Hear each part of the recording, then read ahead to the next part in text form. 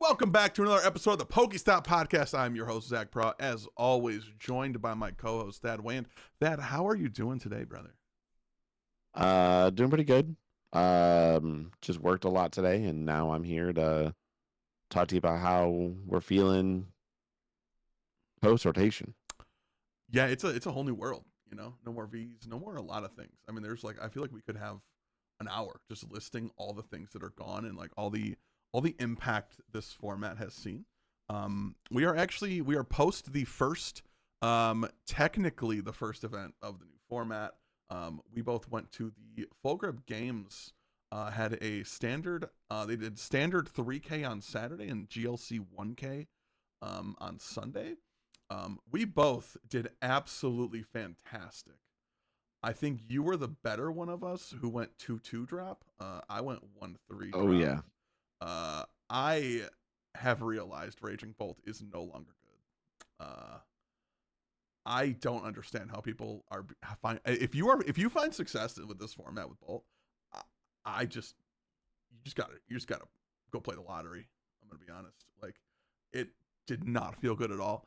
I think a lot of people though are gonna have a really awkward time in the beginning of this format because like a lot of comfort decks I feel like aren't that good anymore.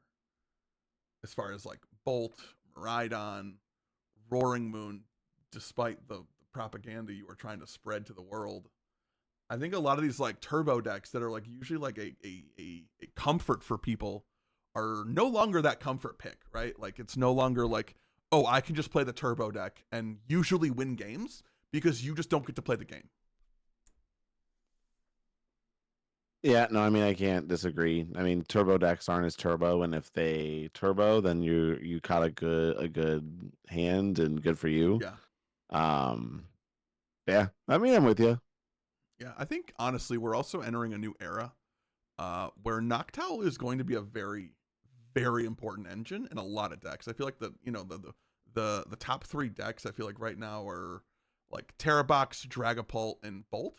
Just I think as far as like the meta share, I think those are probably for the majority of this format going to be three of the top five. Just like consistently having above 10% of a meta share, if not higher. And Yeah, two of those decks run Noctowls in a very serious way. And the other one just has Dracloak. So it's like, yeah, I don't need Noctowl. I just draw my entire deck anyway. It's fine. It's really cool. yeah. Um, but it's going to be a really weird format, I feel like, because Water Ogre Pond just kind of is going to shred people to pieces, I feel like a lot of times. I mean Water Ogre Pond just stops people from playing games. It feels like an easier Greninja. Yeah, for sure. It's a turn two Greninja that is very consistently turn two, and like honestly, in some ways, could be a turn one. Like you can turn one Greninja, you can turn one water ogre pond Yeah, I mean if you with just two get the right cards. hand, You need a three card yeah, combo. You need the ogre pond, which I think Terrabox is usually. I think it's pretty standard. They're playing two. yeah. Crispin, which is that a three or a four of in that deck? I think it's a three, right? Three, yeah. And then your A spec. So like if you draw the A spec early, like you could just obliterate your opponent and just be like, you're not playing the Yeah. game. No, I mean that, and it can be really repressive like that, which is why it's the better. I think it's the best turbo deck, right? And I think it's hard to think of it as a turbo deck. Yeah. Like nobody really wants to like classify it as that, but like that's what it is. Like let's call a spade here. That's a turbo deck. It's probably the most turbo deck we're going to have this format. Yeah, and I think denying that in any way is just like kind of a waste. Yeah, for sure. Yeah, I think it's a very weird format for sure. Um, Looking at like one of the first things I want to do is I want to look at the meta game we kind of had from the standard 3K. And I think the top three or four decks I think is pretty expected. Terrabox was the number one play in the room. This was out of 151 players. There were 151 masters. Excuse me. Terrabox number one had about a 19% meta share. There were 30 Terraboxes in the room, and I believe the top eight 3 or 4 of them were Terra Box, which I think is kind of what we expected, right? Like this deck is just, it's really good. It just does everything. Yeah. Like it has an attacker for basically every scenario. Like if you want to snipe, you have Water Ogre Pond. If you want to blow something up, you have the Pikachu. If you need to deal with Dragapult or Raging Bolts, you have the Lily's Clefairy. Like you play a 4/4 Noctowl line, so you're always grabbing everything out of your, like the amount of deck search you're doing is just absurd. So I think I think that is definitely one of those decks that as you pick a deck for the format and as you look at like what deck you want to play, I think if you don't have a 50-50 or better into Terra Box, it's just not a deck you should play. No. And that's why we see things like Charizard not even, making a dent or an impact in this meta at all. I mean, the fact that like things like Future Box are getting more play than like a Charizard, like just seems crazy to me when like that was such a staple part of the meta for sure. For the last like year and a half. Yeah, absolutely. The next 2 decks, Raging Bolt and Dragapult, both had 20 decks in the room. There was 1 Bolt that made it to top 4. And I was actually incredibly interested in this list just to see, like, does this guy have, like, the sauce? Like, is there some crazy tech that, like, we don't expect? And he played the Great Tusky X, which I know you and our testing prior to this event, you were like, what if we throw in the Tusk? And I'm like, this is so bad. Like, this is just objectively not a good idea. And he did play the Tusk. And after the tournament, he said it was never used, and he will cut it immediately. So I feel vindicated knowing that card is useless. Yeah, but it was a cool inclusion, though, wasn't it? Like, come on. Was it though? But was it like yeah? I mean, like it was a meme tech, Like it's I like this Pokemon, so I'm putting it in my deck.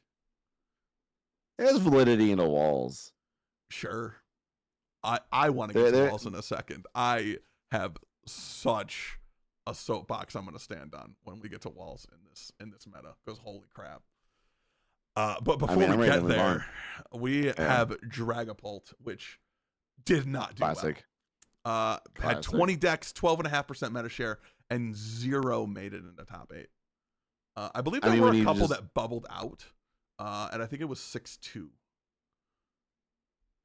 Yeah, there's a couple that bubbled at 6-2. Yeah, so like I think Chase was one of them. I believe. Yeah, I know he was on that. Yeah, I think there were 2 of like because I believe it was 6 people Ben. at 6-2. Yeah, I know there were a few Dragapults for sure. No, I'm pretty sure Ben just bubbled at 6-2 with Chase. Yeah, I agree. Peacock, sorry. Yeah, that is his last name. Confirmed. Yeah. Both local players. So shout out to them for doing way better than we did. So I guess. Yeah, no shit. Shout out to you. Yeah. Honestly, the rest of this, Archaladon had 19, Goldango had 12. Other is an insane number. There were 39 other decks. Which that is anything that's not Terra Box, Bolt, Dragapult, Archaladon, Goldango, Future Box, Walls, or Gardevoir. Which is kind of crazy. Like how many of that there was. Talking to the tournament organizer, the second day of the tournament, there was a non-zero amount of Roaring Moon, which is kind of cool. I only saw 1. There were 4 out of 150. Yeah. Okay. That's you want me to do that math? Because I'll do that math. That is that's like that's like under 3%. You're like, that's like being like, yeah, there's a non-zero amount of Snorlax last format. Like that is, I'm gonna be honest, that is 2.64%. So you're on the best of the rest. You're on the back end of the graphic on a regional now. You're telling me you're it's more than one. You're the lost box of this format. You're just like, you just have your believers who will never play anything else. Yeah. It's phenomenal. Listen, if it wins a regional, then you can just come on this podcast and be like, see, I told you. This deck is insane. And I'm going to be like, no, it's not. Still, I don't care. No, honestly, walls had such a flop. There were only 6 wall decks out of 151. Um, I think it's just because this deck is overrated. Like I think it's One of just them made like top cut, right? I don't think any of them did. Was there a wall in top 8? I thought so. It might have. I don't There's know. I definitely a think the wall in deck top just. eight. I just don't think the deck really. I don't understand where you win matchups. You don't. Like you know what I mean. Like I think this deck could be really good in like maybe in Madison or like later in a format when people like if like walls falls off a cliff, right? And then people are cutting their like wall text. They're cutting cornerstone. They're cutting maybe Archalodon did unsparse. Like you're cutting like the did unsparse EX. Like you're cutting these I things that also help you win the walls matchup that are really niche for that matchup alone. And then you bring a walls deck in, and then you just take advantage of everyone cutting stuff. I will say the amount of times you keep calling it the Madison regionals and it's the Milwaukee regionals Is it real? Oh, is crazy. I do. I'm gonna do that every time. Like I'm just gonna believe it's in Madison, Wisconsin. No, literally, you've said it every single time, like even off camera. Listen, old heads know Madison was always a regional spot. I mean, I know. Like that was like a yearly regional. Like you knew you were gonna get like Fort Wayne or Madison every year. Like you could set your watch to it, and it was great. But another deck that actually I'm surprised didn't have more was Gardevoir.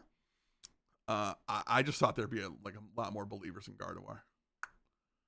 But our I friend mean, Ben Morse did get top yeah. 8 with the deck. When 6, I think he was 602. He was the top seed in the standard and the GLC event coming out of Swiss. So shout out to him for playing the Pokemon trading card game at a very effective level. I lost more games in 4 rounds of standard than he lost in 2 whole days of Pokemon. So shout out to him by more than one amount. Yeah, for sure. But pivoting over to the GLC side of the weekend fad, I wasn't there. You were actually judging it. Yeah. And apparently this colorless type is pretty good. Yeah, no. So colorless, obviously solo show. I think the Ben Morse and the Ben Morse testing group definitely had the best colorless in the room.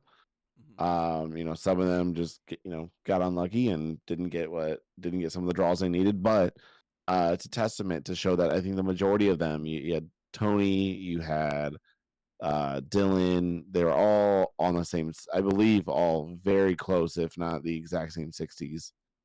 Sure. So I mean, testament to them, testament to their testing. But yeah, colorless just kind of dominated the room. It was funny because at the top tables, either side was dragon or colorless at one Yeah. point. Mm-hmm. There's like a small section of the table that was just dragon and colorless, which is kind of cool.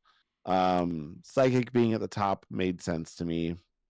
A lot of dragon though. It's funny because not a lot of locals at Full Grip believe in a lot of dragon. So it's cool to see, everybody outside of Akron thinks dragon type Yeah. is the best, and Mm-hmm. specifically the Chicago scene is they're huge proponents of dragon. Yeah, I So mean they it's had just it was 2 Chicago players from in top 8, if I'm correct. yeah, 2 Chicago players in top 8, and then Trevor, who was a runner up, I believe, is Mm-hmm. from somewhere in Illinois, Indiana. I They're think all he very was from familiar. Chicago. Was he a Chicago I person? think so. People were saying I was Okay. watching. I watched top 8 of the stream, and I believe a lot of people in chat were saying that. So I would.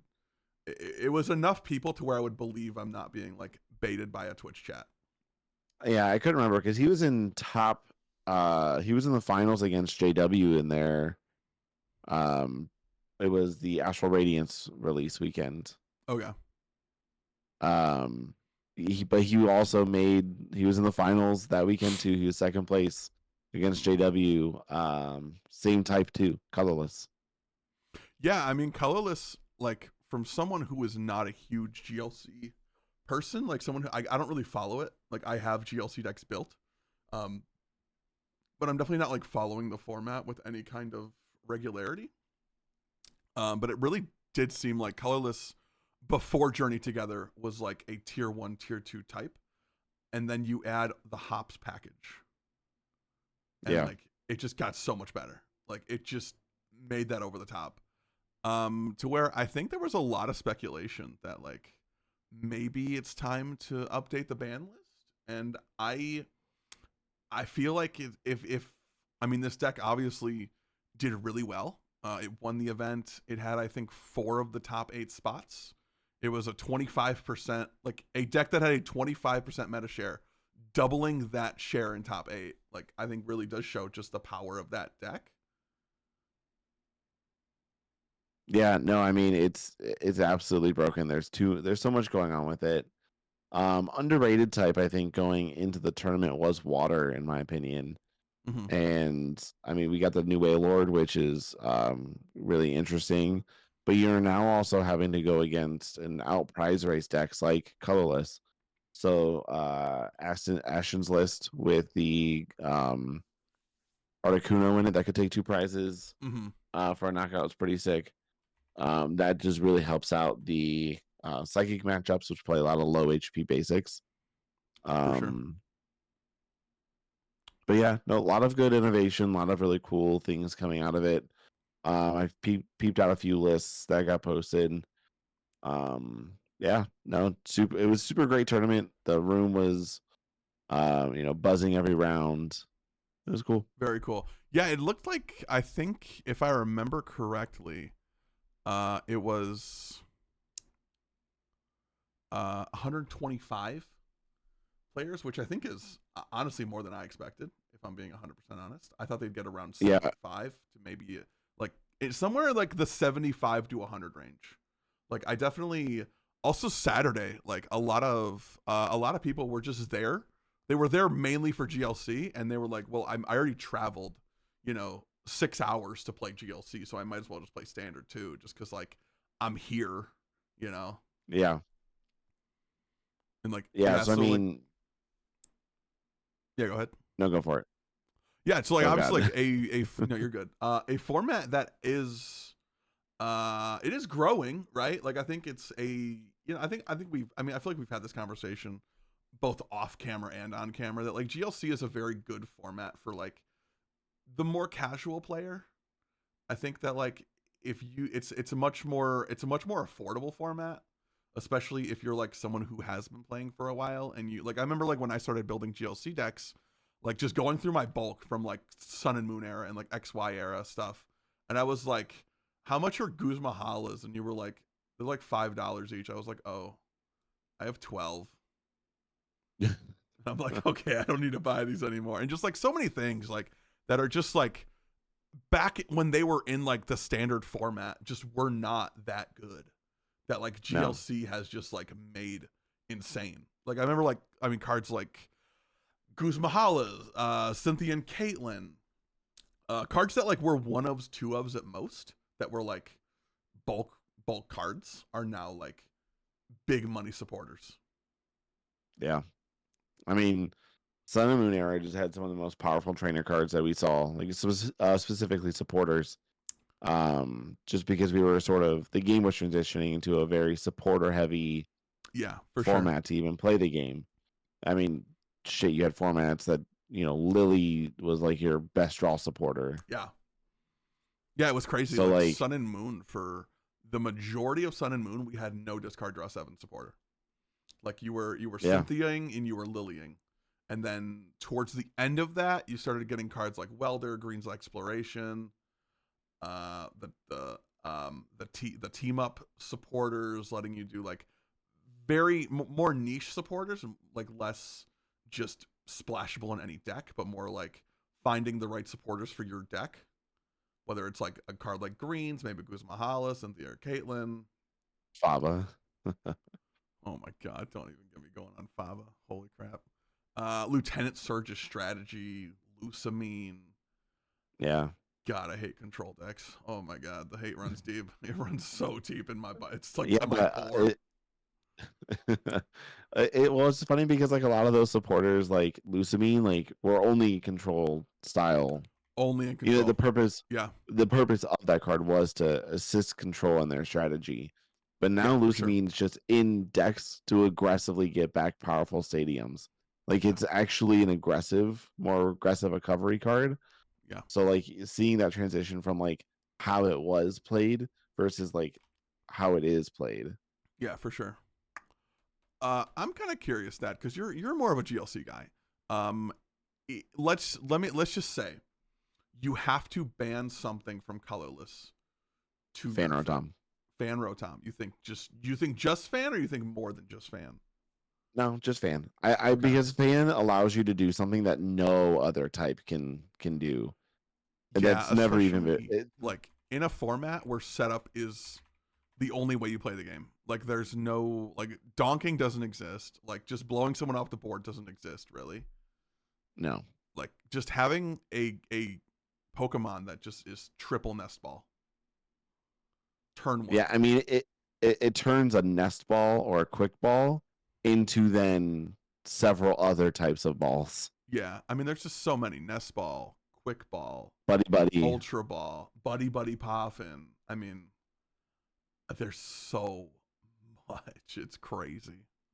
Yeah, plus you have type specific balls, so like And your net honestly, balls, one dive energy for ball. 70 damage is pretty impactful. Yeah, it is such a good card. It's a one card setup because your entire engine basically started. It gets you your nest dash. Mm-hmm. It Yeah, gets you your draw. It gets you your draw. So like your draw engine's online and ready to go by turn two. It just guarantees you so much, and I think that it's an unfair card. Not only does it have you know the perfect amount of HP, 70. Um, yeah. you're also given It's a so good. broken ability. Yeah, for sure. Like It's such an shit. Even if you insane. It's such an even if you insane card prize for it, that format. because shit, even if you prize it, you can just get to your Hisuian heavy ball. Yeah, yeah. The heavy ball. There's so many ways to do it. Yeah, it's too Crazy. unfair. It's too Yeah, unfair. Literally no other card in the game has ever been printed like this. I yeah. think it has to go. I know. Like I've heard. Like I've seen on Twitter and like in like different like YouTube videos and stuff I've seen of the format where people are saying like we should ban like either twin energy or double colorless. And like I don't know how much I agree with that. Like I get like it's really good for colorless just because you don't require any typing at all. Like you can play any Yeah, energy you want and like it makes that super splashable and there's also like a ton of great attackers. Like there's now like 3 Snorlaxes you can play like and also like the addition of the hops thing. So you can technically yeah. play 2 Snorlaxes. I I wonder if that's something they should change to where like Um, you can't play two like you nullify the trainer thing, right? So you can only play 1 Snorlax regardless if it's regular Snorlax or Hop Snorlax. Especially as we get more trainer things as in the next few sets. yeah. I mean, that's tough because and my only argument for this would be like the unintended consequences going down the road, right? Mm-hmm. Because like right now you have Iono's Kilowatt roll, right? But what if they print just a Kilowatt roll that's really good Yeah. it Yeah, and for like something else, like I think it attacking? It's not doing the same thing. yeah, for sure. And I think it does make sense to let the cards come out, let the format be played, and then make those decisions. I do like that like they're not preemptively just banning things. Like I don't think they've Yeah. ever banned a card on release. No, never. Which I do like. I do like that we're letting a card be oppressive and then banning it. And we're not just like proactively almost gatekeeping the format by banning cards like as they come out. Yeah, I think as the format be started to develop early, I think their first release weekend, um, Ice Axe was not banned yet.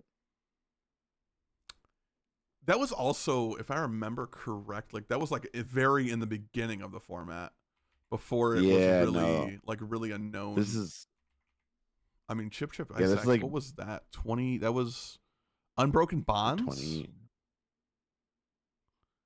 yeah, I'm trying to remember what. I think that 2017, was.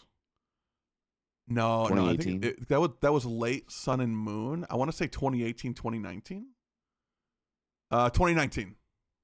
2019. Yeah. Yeah, I just googled it really quick. So yeah, Unbroken Bonds was 2019 because that was like the third last set, I think. Yeah, I think there were 12 sets in Sun and Moon. That was the 10th because that was when we Yeah. got like the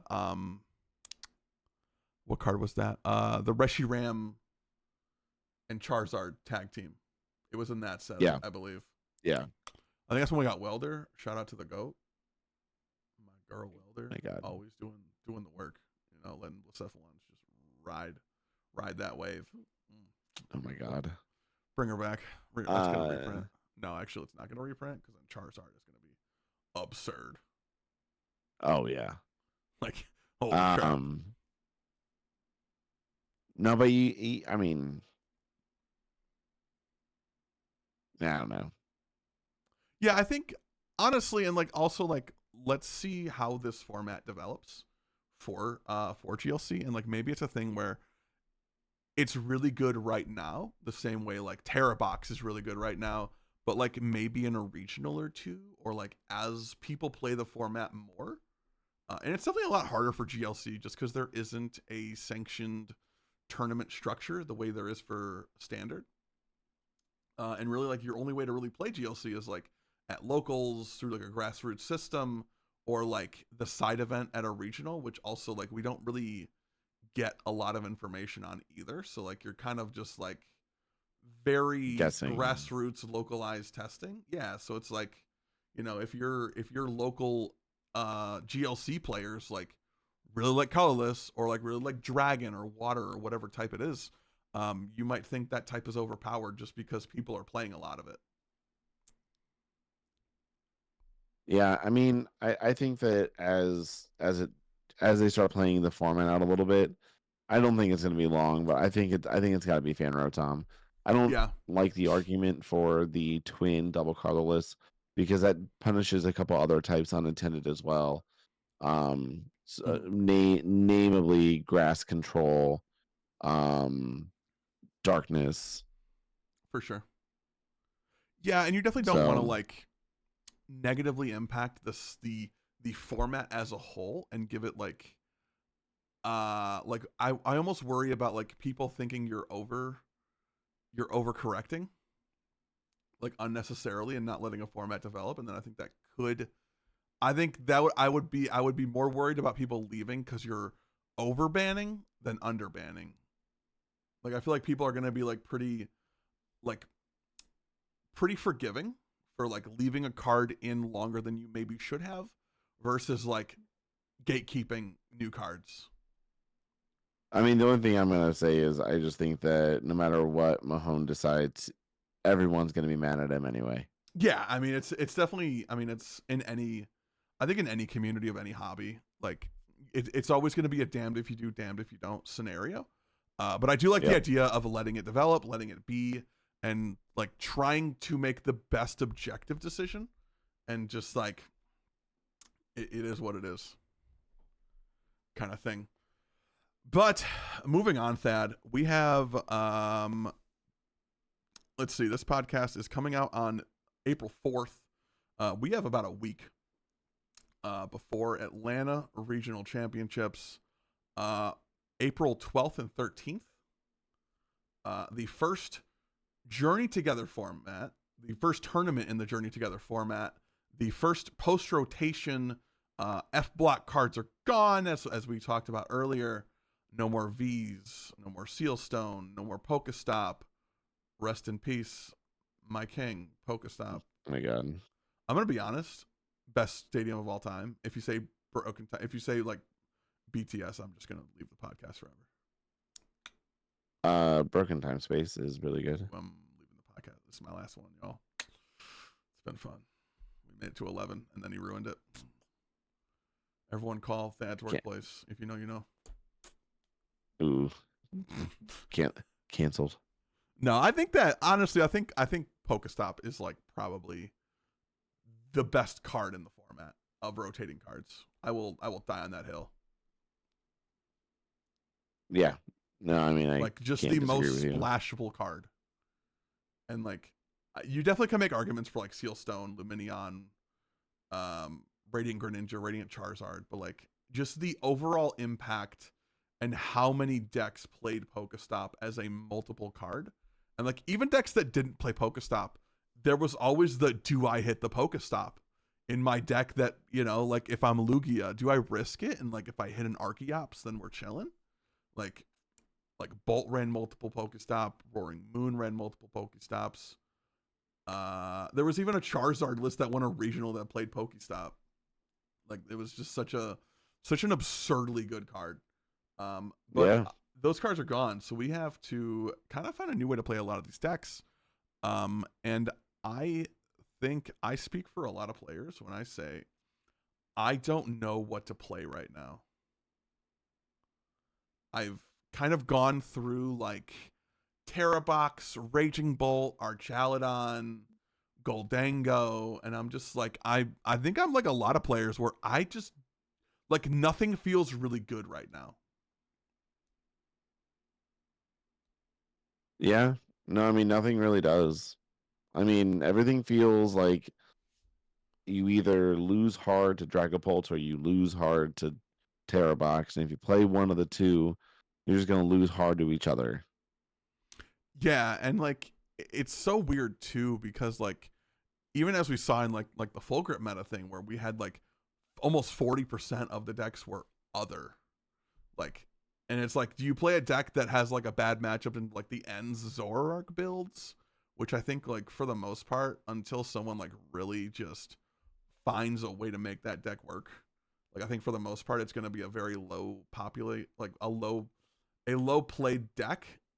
Mainly just because like the damage cap just is not that high, unless like someone does like a significant amount of damage to a Zoroark, and they Yeah. can use the Ends Reshiram attack. I just think the Ends stuff is very underwhelming. Like obviously trade's a really strong ability, and yeah, like I 100% agree with that. You essentially have Dark Patch again in the Ends PP up.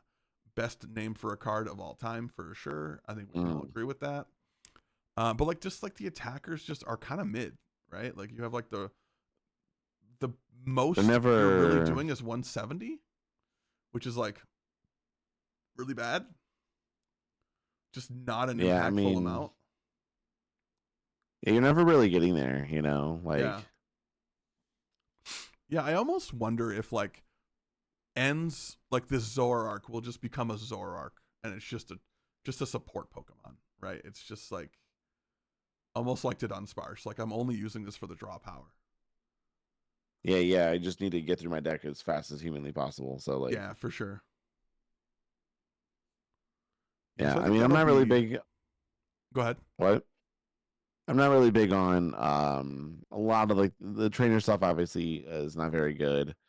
But we're seeing like a lot of like archetypes being tried to brought back, like Future Box. So I mean, we'll see how far that goes. People trying to make Maridon work still. So I mean, we'll see. This is going to be an interesting meta to walk into. Yeah, and I think a lot of people too have been just so I don't want to say handheld, but just like being able to just like go online and find the best lists for free instantly. Like I think a lot of people just don't emphasize deck building in a way that I think they need to. Like Oh, there's so 100%. many lists I've seen on like Twitter or on like the internet that are just like objectively terrible. And just like we're just like no, this like Mamoswine Zoroark Greninja EX deck is just so good, man. Like you just don't get it. You don't understand how Yo, good bro. this deck is. And I'm like, you're right. I don't, because it's not. Like this is just bad. Like, Yeah. and like I really hate like when people just like throw the rogue deck, um, like moniker on something, and I'm like, building a bad deck and calling it a rogue deck doesn't make it a good deck. It just means you're making a bad deck and trying to pretend it's not bad. Like, I mean, Palkia isn't that a Noctowl was a rogue deck. It was also good. Like, rogue and good are not mutually exclusive words. no, I can't disagree. I don't know if you know this, but Salamence EX is going to be meta for sure. Notoriously, stage 2s that don't do that much damage are really good. Stage 2 that does 50 to 3 Pokemon. Yep. Really gonna take me out. Really popping off. Yeah, I mean, imagine playing a Terra box where every bench Pokemon is blocking your damage by being a Terra Pokemon. And then like there's nothing that's 50 or under. Like, we're just not in a format where that's a thing. Like, everyone's playing. No, I mean, like, you can even you can get Hoops knocked that are out. like at least 70. Cool. Wow. Yeah. Enjoy your prize. Enjoy your singular prize. I'm now going to attack you back and one-shot you. Yeah, GG's, idiot. I don't know if you know this, but Lily's Clefairy makes you weak to Fairy. Or Psychic. Oh my god. Psychic, yeah. Yeah. Which is really funny, because back in the day, before they got rid of the Fairy type in the trading card game, dragons were weak to Fairy. R.I.P. Fairy. R.I.P. Fairy. No longer a type, unless you're playing GLC. Sorry, Fran. The Fran Steiger. One and only. Always at full grip. Cubing expert. Cubing expert, GLC superstar. But I am very interested to see how this format develops. I think Atlanta's going to be, if anything, it'll be fun. To just like, yeah, I really do just like going to regionals and just like being in the community and like with all these, these thousands of other people who like, the one thing we really only share is like this enjoyment for Pokemon. And like, that's super cool. And I think it's always like a nice break from like the constant debating of Pokemon cards on Twitter. To where it's my favorite part of Twitter. We just play the game. Yeah. No comment on Twitter as a website. But yeah, I just think that it's always nice to go to regionals. I'm really hoping we get Surfer promos again though. We need more Surfer promos. I only have 3, so really hoping to get my full set. My God. I remember everyone saying Surfer was going to be really good post-rotation, and I'm yet to see any decks running Surfer, so y'all are letting me down. Not yet. All my Surfer stands. I need y'all to come to Atlanta with your Surfers and play them. All them Surfer heads. Yeah, I don't understand in what universe that card would ever be good. Like, it's just objectively bad. I'm sorry. Like, switch draw 5 is draw until you have 5 is so bad in a format with Noctowl and Pheasantipity and Mew and Research. Like, yeah, you're talking nonsense. I know. I'm just flaming Surfer for no apparent reason. My man's just trying to enjoy some gnarly waves. Hitting some sick waves, dude. Yeah, but looking even deeper into the future of the Pokemon trading card game, this week we found out the newest name of the next set coming to Japan, Inferno X, which I believe is kind of like an homage to the X and Y format. Like, I think it's their May set is like an homage to black and white. Yeah. So the next one will be an homage to X and Y, which is kind of crazy. And then what was the name of the Charizard? It was Mega Charizard XEX. Yeah. That's a name, That's a name they gave a Pokemon. That is insane. That's just like so many words to just say big Charizard. Yep. Big, like it's big just weird. Big lizard. Yeah, for sure. And we also announced for the 50 millionth time that we're getting a reprint of Prismatic Evolutions. So, thank God. I believe it. We can finally get Budoos. We can finally get our Budoos. I just like my favorite. It's just, I mean, this will probably be a conversation we have every time a new set comes out. How are we not printing more product? How are we not printing more product? How are we not printing more product? And we'll have the same people on Twitter saying, hey, they've printed more Pokemon cards in the last year than they ever have in any year prior. And I'm like, I don't care. That also means they're making more money than they ever have prior. And I'm really just, I don't care. I do not care. They can do this. Like, we have the technology to say, wow, people really like Pokemon cards. We should probably just buy some more printers. And they did. Then buy some more. I don't know if you know this, Dad, but Pocket has made an absurd amount of money. And now they have a better ranked ladder than which is TCG absolutely Live. Insane. Like, just the absolute, like, middle finger that, like, I feel like the TCG players get as a whole is kind of insane. Like, Live is just absurd. a buggy mess.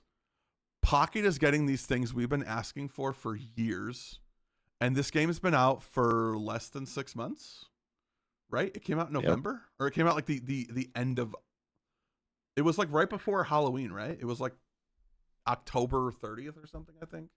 Yeah. It was right around Halloween, and like they're already getting like these things that we've been asking for I don't know when this game come out in 1999. 2021. When did PTCGO come out? Because I feel like 20. from PTCGO came out in like 2015. 2011. So since 2011, we've been asking for this. No. In 2011, it was just a web page. It was a browser game. It was. Yeah, that's true. That is true. Yep.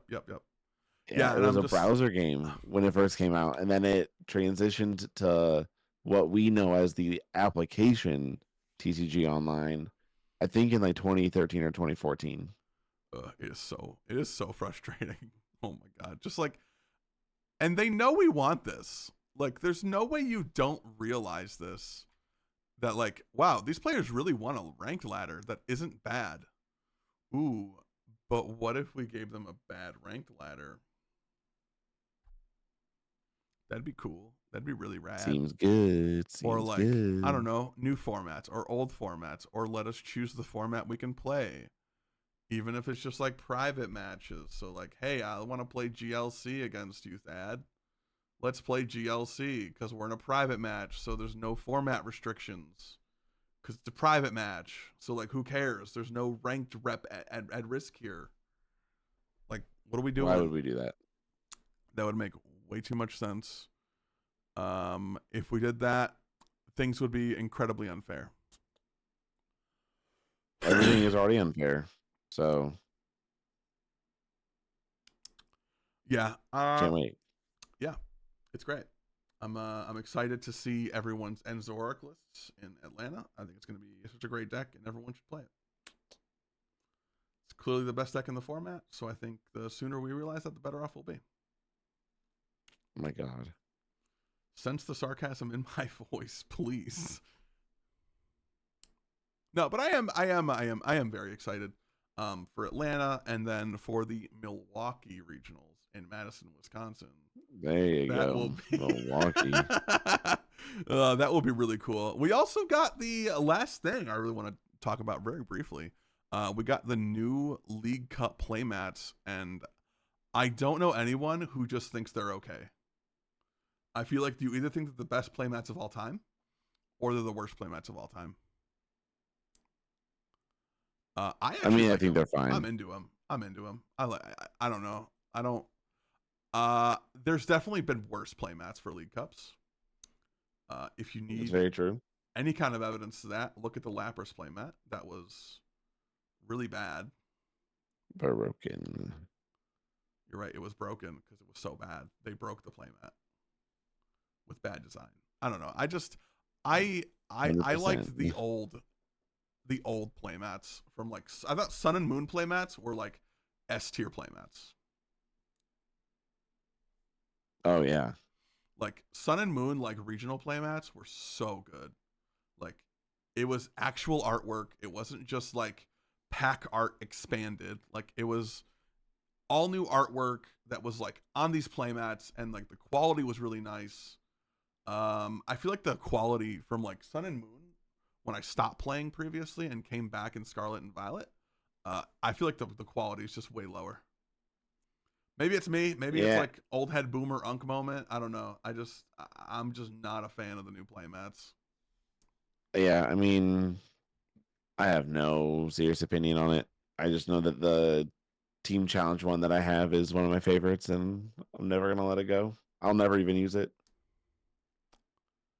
Yeah, I also really do not like the new Professor playmat that is like half an inch thick. Oh, I love it. It is so annoying. I hate that it doesn't fit in a regular mat tube. Like you had to No, I love it. buy a new mat tube for this playmat. To be fair, I bought a mat tube because I didn't have one before. But it will not fit in a regular mat tube. I tried. No, I no. rolled that thing as tight as I could. Like it was insane. I got it as tight as I could, like literally the like smaller than like half the size of a dime was like the middle of the playmat when I was done when I rolled it, and it wasn't even close to fitting. Like it wasn't even like you could like kind of cram it in there. There was no shot. So No. like I don't like it. I don't need a mouse pad. I can buy those on Amazon for like $5. Like I'm trying to play on this thing. I'm not trying to go on Twitter on this thing. I don't know. It's so good.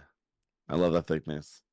But that is all we had for today. I think next week we should definitely tier list the format, see if there's, and I would love to compare like our pre full grip 3K tier list to our like pre Atlanta tier list and just see like what changes we saw in the format, if there were even any changes in the format. But I think that'd be really cool. But that will be next week's episode on the PokeStop podcast. But for now, this has been the PokeStop podcast. I want to thank you all for watching, for listening. As always, I am your host, Zach Prout, joined by my co host, Thad Wand. And this has been the PokeStop podcast. Thank you for watching and have a great day. Bye.